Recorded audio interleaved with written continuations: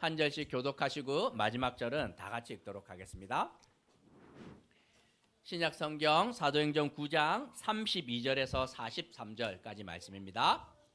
그때에 베드로가 사방으로 두루 다니다가 루다에 사는 성도들에게 내려갔더니 거기서 애니아라 하는 사람을 만나매 그는 중풍병으로 침상에 누운 지 8해라.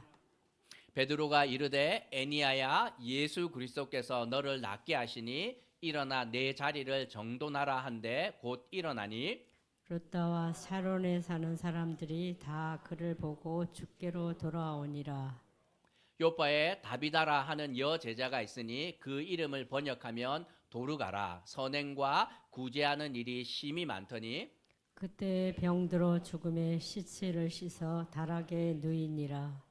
루다가 요바에서 가까운지라 제자들이 베드로가 거기 있음을 듣고 두 사람을 보내어 지체 말고 와달라고 간청하여 베드로가 일어나 그들과 함께 가서 이르매 그들이 데리고 다락방에 올라가니 모든 가부가 베드로 곁에 서서 울며 도르가가 그들과 함께 있을 때에 지은 속옷과 겉옷을 다 내보이거늘. 베드로가 사람을 다 내보내고 무릎을 꿇고 기도하고 돌이켜 시체를 향하여 이르되 다비다야 일어나라 하니 그가 눈을 떠 베드로를 보고 일어나 앉는지라. 베드로가 손을 내밀어 일으키고 성도들과 과부들을 불러들여 그가 살아난 것을 보이니 온 요바 사람이 알고 많은 사람이 주를 믿더라. 베드로가 요바에 여러 날 있어 시몬이라 하는 무드장이 집에서 머무니라. 아멘. 아멘. 아이들한테서 배웁니다, 그렇죠? 은재의 기도가 참 이렇게 제가 하나님은 빨리 응답해 줄 텐데 속히 응답되기를 소망해 봅니다. 우리는 매주 교회에 모여서 많은 일을 합니다. 설교도 듣고 또 성경 공부도 하고 찬양도 하고 기도도 합니다. 거기다 식탁 교제까지 하지만 우리는 한번 생각해 봐야 됩니다. 도대체 우리가 교회에서 무슨 일을 해야 되는지, 그냥 목사 설교만 잘 들으면 되는 건지, 정말 하나님께서 교회와 성도들에게 기대하는 것이 무엇인지 잘 알아야 하나님이 기뻐하는 교회를 세울 수 있는 것 아니겠습니까? 오늘 본문을 통해 참된 교회가 가져야 하는 올바른 모습이 무엇인지 함께 묵상하고 교훈을 얻으려고 합니다.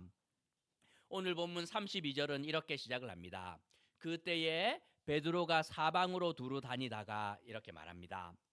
베드로는 예루살렘 교회의 수장이었는데 예루살렘 교회를 두고 떠나서 두루 여러 곳을 살폈다 이렇게 말합니다.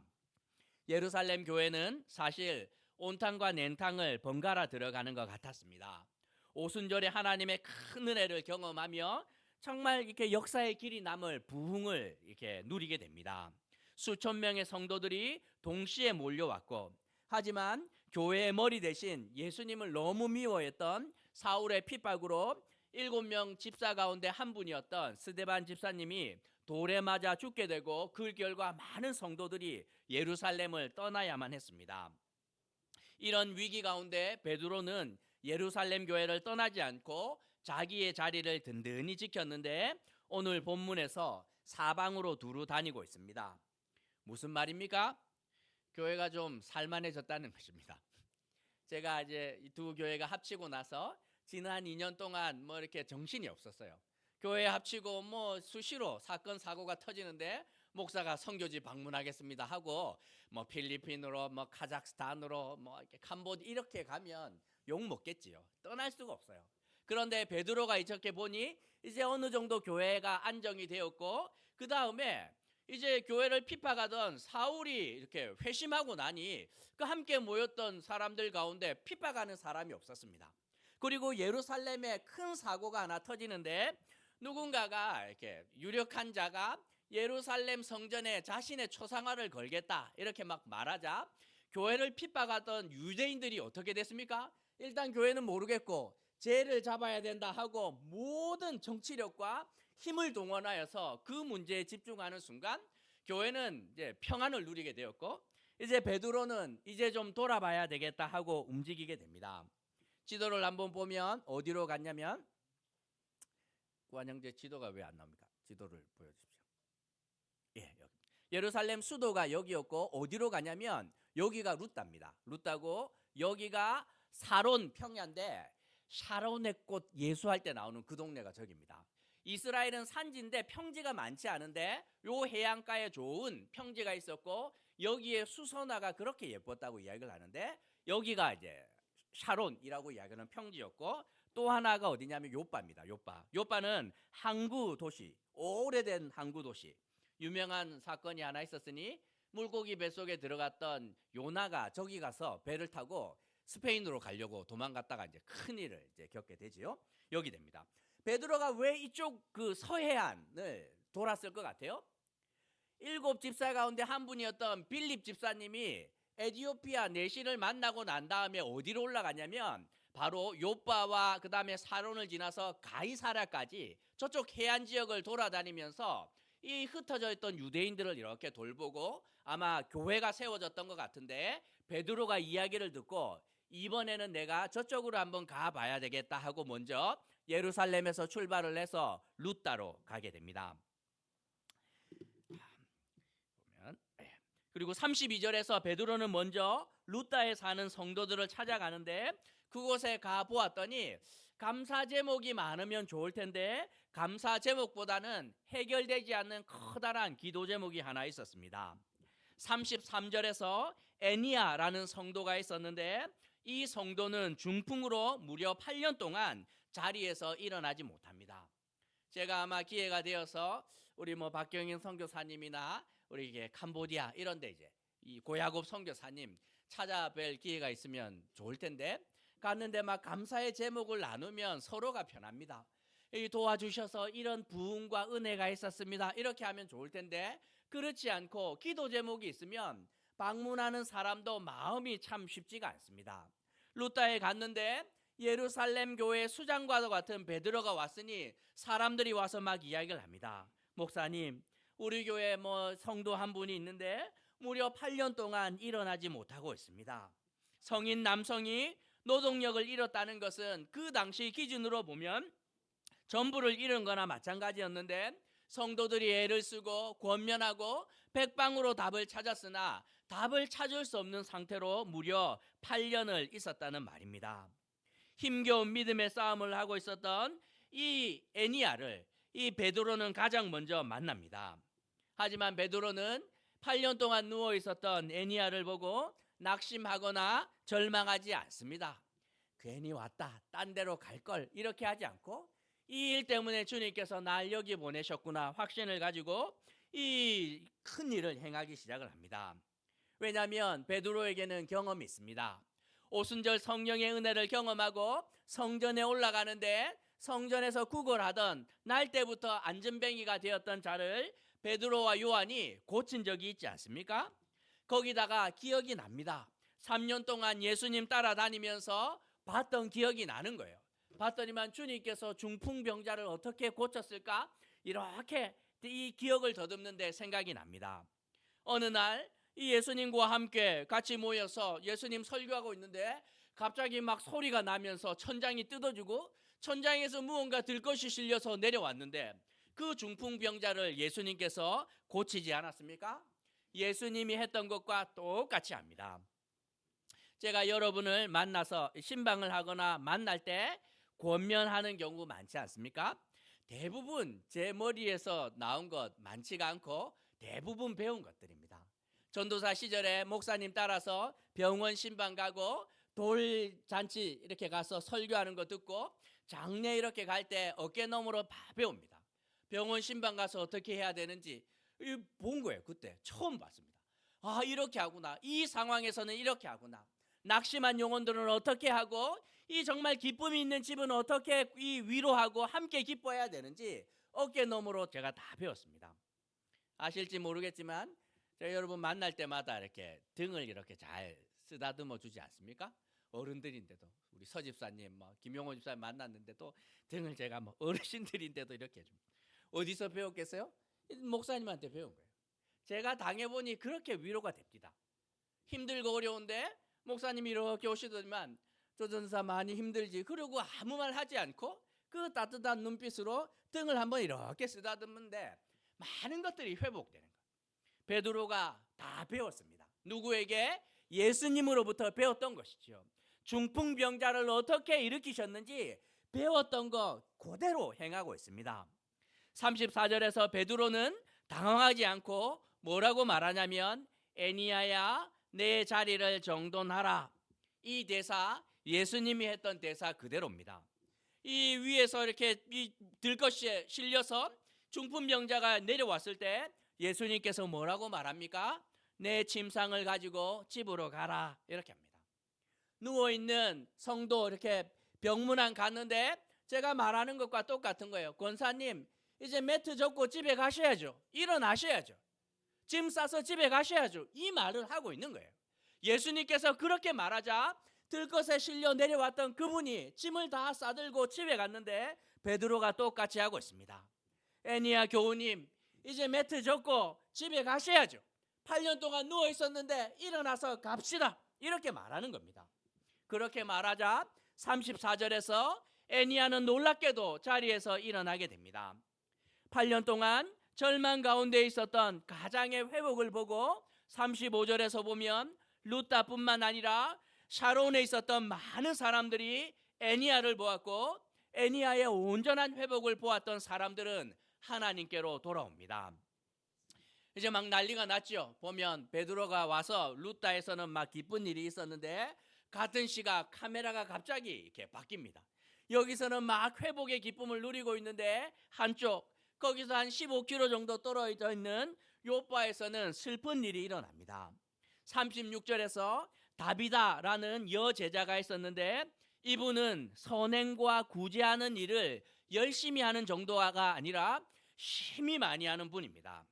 다비다 이렇게 치면 두 가지 나옵니다. 하나는 패션 관련된 업종에 다비다 많이 붙입니다. 왜냐하면 속옷과 겉옷을 이분이 지었기 때문에 다비다 하면 성도들이 옷가게 이름 이렇게 하면 다비다 하면 이제 패션.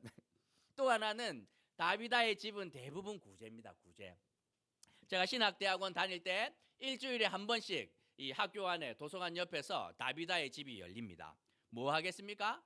가난한 전도사를 위해서 전국 각지 교회에서 이렇게 물품들을 모아서 이제 거기 필요한 것들을 갖다 두는데 거기서 제가 결혼하고 신혼 때 싱크대 밑에 매립하는 정수기 제가 업어왔습니다. 정수. 아내한테 사랑받으려고 제가 챙겨왔는데 그런데 이 구제와 선행을 열심히 하였던 다비다가 병들어 죽게 되었습니다. 슬픔이 너무너무 컸던 것이지요. 특별히 다비다는 요바에 있는 연약한 성도들을 많이 도와주었는데 당시 주된 구제의 대상 가운데 하나가 어려움 가운데 있었던 여성도들이었습니다. 다비다에게 도움을 받았던 교우들이 한자리에 다 모여들었고 예루살렘의 교회 수장과도 같은 베드로가 루다에 왔다는 소식을 듣자 급하게 두 사람을 보내어서 지체 없이 와달라고 간청을 합니다. 왜 그를 불렀습니까? 어쩌면 예루살렘에서 베드로가 안진뱅이를 일으키고 많은 병자를 낫게 했는데 그것을 보고나 들었던 사람들이 요바에도 있었던 것 같습니다. 우리는 3일장 아닙니까? 이 죽음을 맞이하게 되면 3일 동안 위로하고 난 다음에 그 다음에 매장을 하거나 뭐 화장을 하거나 이렇게 하지만 이스라엘 사람들은 당일입니다. 아마도 기후 영향도 있었던 것 같고 사람이 죽으면 그 죽은 당일에 이제 무덤에 이제 집어넣는데 이분들은 그렇게 하지 않습니다.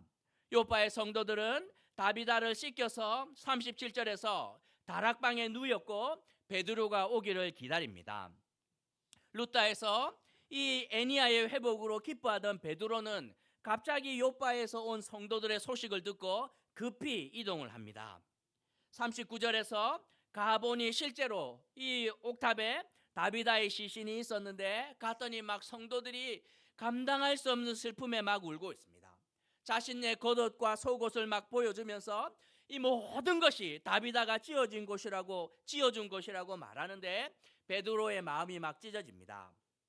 이 당시 옷은 정말 고가의 물품 가운데 하나였고 이것을 갖다가 이렇게 전당포에 잡혀서 담보로 잡혀서 돈을 빌릴 수 있을 정도였고 그리고 얼마나 중요했냐면 이불과도 같았기 때문에 밤이 되면 추운 날씨에 제대로 못 덮으면 사람이 다칠 수 있지요. 전당을 잡았더라도 밤이 되면 돌려줘야 될 만큼 그만큼 중요한 것이 겉옷이라고 말하는 것이었는데, 그 귀중한 것을 다비다가 다 찧어서 필요한 사람들에게 주었다는 것입니다. 그런데 이 큰 슬픔 가운데 있었지만 베드로는 죽어있는 다비다를 보았으나 당황하지 않습니다. 왜? 예수님께서 죽은 사람을 살렸던 기억이 있기 때문입니다. 야이로의 딸이 죽었을 때, 회당장 야이로의 딸이 죽었을 때 예수님은 모든 사람을 물리고 3명의 사람만을 데리고 그 죽음의 자리 가운데 들어갑니다. 그 3명이 베드로와 야고보와 요한이었는데, 예수님께서 야이로의 딸을 어떻게 살렸는지 베드로는 기억합니다. 40절에서 예수님하고 똑같지요. 모든 사람들을 내보내고 다비다의 죽음을 홀로 직면합니다. 베드로는 무릎을 꿇었고 간절한 기도를 하나님께 드립니다. 그리고 확신을 가지고 외칩니다. 다비다야, 일어나라, 이렇게 말합니다. 이 말을 당시 사람들의 말인 아람어로 하면 어떻게 되냐면 다비다 쿰 이렇게 됩니다. 쿰이 일어나라라는 뜻인데, 다비다야 일어나라, 다비다 쿰, 똑같죠. 대사가 달리다 쿰하고 똑같습니다. 달리다 쿰이 그것인데, 달리다라는 말은 어린 소녀를 가르치는 말입니다. 어린 소녀여 일어나라, 이렇게 말했는데 예수님께서 하셨던 대사 똑같이 다비다를 향하여 말합니다. 다비다야 일어나라, 이렇게 말하자 예수님께서 하셨던 그대로 그 다비다가 일어나 반응합니다. 41절에서 베드로는 살아난 다비다의 손을 잡아 일으켰고 성도들 모두를 불러서 살아난 다비다를 그 성도들에게 돌려줍니다. 어떻게 되었겠습니까? 요바에 난리 납니다. 루다에서는 8년 동안 누웠던 에니야가 살아나고, 요바에 왔는데 죽었던 다비다가 일어나자 온 요바 사람들이 이 다비다를 보러 왔고, 살아난 다비다를 보고 많은 사람들이 주를 따르기로 결심하는 일이 일어납니다. 일정을 접을 수가 없어요. 요바에서 이제 떠날 수가 없습니다. 사람들이 붙들어서. 그래서 요바에 있었던 가죽 장인이었던 시몬의 집에 묵을 수밖에 없게 되었다, 성경은 말씀하고 있습니다. 오늘 말씀을 통해 2가지만 좀 생각해 보려고 하는데, 먼저 생각해 볼 것은 교회는 살리는 곳이 되어야 한다는 말입니다. 우리는 함께 모여서 설교를 듣고 성경 공부도 하고 기도도 하고 찬양도 하고 식탁 교대도 하지만, 그래서 우리 안에 어떤 일이 일어나야 됩니까? 병든 영혼이 회복되고 죽은 것 같은 인생이 다시 살아나는 일이 교회 안에서 일어나야 한다는 말입니다. 어떤 교회는 열심히 다니다 보면 막 살아납니다. 그냥 별거 안 하고 교회를 열심히 다녔는데 시간이 지나자 부부 관계가 점점 좋아지고 자녀도 좀 살아나고 내 인생도 좀 회복이 되지만, 어떤 교회는 열심히 다니는데 다니면 다닐수록 영혼이 점점 메말라가는 교회 있습니다. 없지 않더라고요. 그렇죠? 교회는 2 종류밖에 없습니다. 살리는 교회와 그렇지 않은 교회, 이 2 종류밖에 없는 것이죠. 우리가 살아가는 세상은 사망의 음침한 골짜기를 날마다 걸어가는 것 같습니다. 교회 밖을 나서면 우리를 살려내는 곳은 없고 우리를 죽이는 곳들이 즐비한 거 봅니다. 학교에 보냈는데 아이들의 영혼이 죽어가기도 하고, 학원에서는 더 죽여놓고, 인터넷은 말할 것 없고, 어른들은 좀 낫습니까? 마찬가지죠. 직장에 갔는데 정글입니다. 우리의 영혼을 죽이는 곳은 즐비하나 정말 살려내는 곳은 찾을 수가 없는 것이 우리가 살아가는 세상 아니겠습니까? 우리의 영혼이 안식을 넘어서 회복과 생명을 경험할 수 있는 곳이 유일한데, 그것이 바로 교회이며, 우리 교회는 생명이 있는 교회, 살리는 교회가 되어야 할 것이라 성경은 말씀하고 있습니다. 우리가 2번째로 생각해야 되는 것은 살리는 힘은 어디서부터 나오는지 생각해 봐야 되는데, 교회 안에 살리는 힘은 오직 예수로부터 허락된다는 것입니다. 베드로는 안전뱅이를 일으킬 때 뭐라고 말합니까? 은과 금의 힘이 아니라 나사렛 예수의 이름으로 그를 일으키게 됩니다. 에니야를 부를 때 어떻게 부르냐면 예수의 이름으로 불렀고, 다비다를 살릴 때도 간절한 기도를 올립니다. 누구의 이름으로? 우리가 은제 기도할 때 마지막에 누구의 이름으로 기도합니까? 예수의 이름으로 기도하는 거지요. 예수의 능력으로 다비다를 살렸던 것입니다. 세상에는 우리 영혼을 살려낼 능력이 없습니다. 아무리 사람의 지혜가 높다 해도 인간의 유한한 인간으로는 불가능한 일이지만 예수님이 뭐라고 말씀합니까? 내가 곧 길이요 진리요 생명이니 주님은 말씀하고 있습니다. 살려내는 능력은 오직 예수님으로부터 시작된다 말씀합니다. 베드로가 그냥 예수님이 했던 대사 그대로 따라했다고 생각하면 안 됩니다. 앵무새처럼 그냥 했던 대사 애니야야 일어나라 이렇게 다비다야 이렇게 대사 그대로 했다고 생각하면 안 돼요. 이 일이 나타난 이유가 무엇이냐면 보면 예수의 마음이 이 베드로에게 있었기 때문입니다. 예수님께서 영혼들을 볼 때마다 어떤 마음이었는지 어떤 간절한 기도함으로 하늘 보좌를 움직였는지 베드로는 알고 있습니다. 3년을 예수님과 함께 지나면서 예수님이 기도할 때 어떻게 기도했는지 가장 가까이서 본 사람이 이 베드로 아닙니까? 영혼을 보는데 예수님이 기도합니다. 내 마음이 고민하여 죽게 되었으니 연약한 사람들을 볼 때마다 심히 놀라시며 슬퍼하사 무리를 보시면서 불쌍히 여기시니 심령의 비통이 여기고 눈물을 흘리시더라. 죄 많은 세상에서 정말 사망의 음침한 골짜기를 날마다 걸어 다녀야 되는 그 영혼들을 보면서 주님의 마음이 찢어집니다. 그러니 가장 가까운 하나님께 호소하는 거지요. 주님 좀 돌봐주셔야 되지 않습니까? 이들을 좀 살려내고 회복시켜 주어야 되지 않습니까? 날마다 습관을 따라 기도하는데 그 능력이 살리는 능력이 되어 이 땅 가운데 내려왔음을 베드로는 누구보다 잘 알고 있었던 것입니다. 살리는 능력은 우리가 예수의 마음으로 이 땅을 살아갈 때 정말 예수의 마음으로 사람들을 바라보고 기도하고 간구할 때 하늘로부터 허락되는 것이라고 성경은 말씀합니다.